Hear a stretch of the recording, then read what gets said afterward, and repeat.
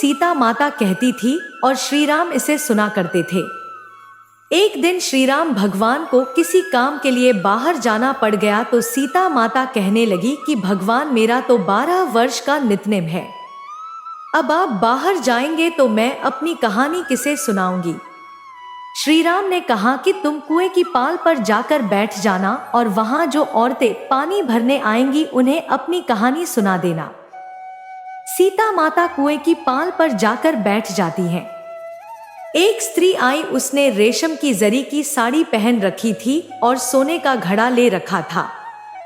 सीता माता उसे देख कहती है कि बहन मेरा 12 वर्ष का नितनेम सुन लो। पर वह स्त्री बोली कि मैं तुम्हारा नितनेम सुनूंगी तो मुझे घर जाने में देर हो जाएगी और मेरी सास मुझसे लड़ेगी। उसने कहानी नहीं सुनी और चली गई। उसकी रेशम जरी की साड़ी फट गई, सोने का घड़ा मिट्टी के घड़े में बदल गया। सास ने देखा तो पूछा कि ये किसका दोष अपने सिर लेकर आ गई है। बहू ने कहा कि कुएं पर एक औरत बैठी थी, उसने कहानी सुनने के लिए कहा लेकिन मैंने सुनी नहीं जिसका यह फल मिला। बहू की बात सुनकर अगले दिन वही साड़ी और घड़ा लेकर सास कुएं की पाल पर गई। सास को वही माता सीता बैठी मिली तो माता सीता ने कहा कि बहन मेरी कहानी सुन लीजिए। सास बोली कि एक बार छोड़, मैं तो 4 बार कहानी सुन लूंगी।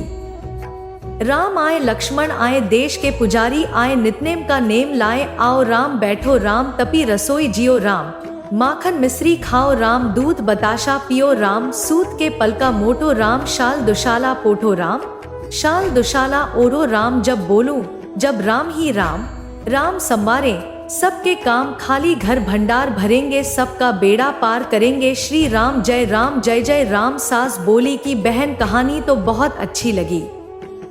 कहानी सुनकर सास घर चली गई और उसकी साड़ी फिर से रेशम जरी की बन गई। मिट्टी का घड़ा फिर सोने के घड़े में बदल गया।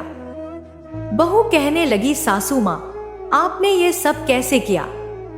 सास ने कहा कि बहू तू दोष लगा के आई थी और मैं अब दोष उतार कर आ रही हूँ। बहू ने फिर पूछा कि वह कुएं वाली स्त्री कौन है। सास बोली कि वे सीता माता थी। वे पुराने से नया कर देती हैं, खाली घर में भंडार भर देती हैं, वह लक्ष्मी जी का वास घर में कर देती हैं, आदमी की जो भी इच्छा हो उसे पूरा कर देती हैं। बहू बोली किसी कहानी मुझे भी सुना दो। सास बोली कि ठीक है तुम भी सुनो और सास ने कहानी शुरू की। कहानी सुनकर बहू बोली कि कहानी तो बहुत अच्छी है। सास ने कहा कि ठीक है इस कहानी को रोज कहाँ करेंगे। अब सास बहू रोज सवेरे उठती, नहाती धोती और पूजा करने के बाद नितनेम की सीता की कहानी कहती।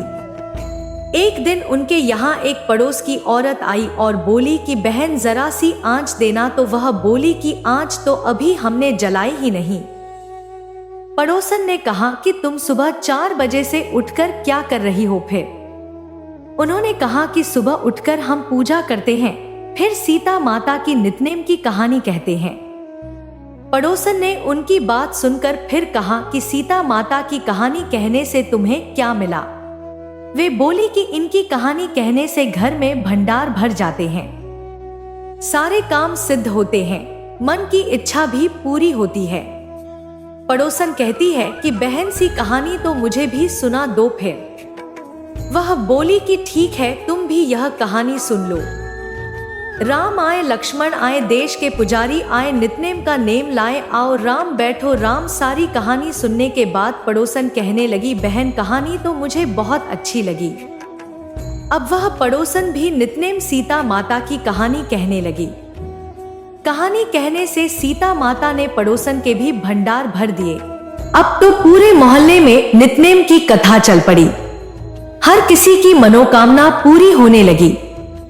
हे सीता माता, जैसे आपने उनके भंडार भरे वैसे ही आप हमारे भी भंडार भरना।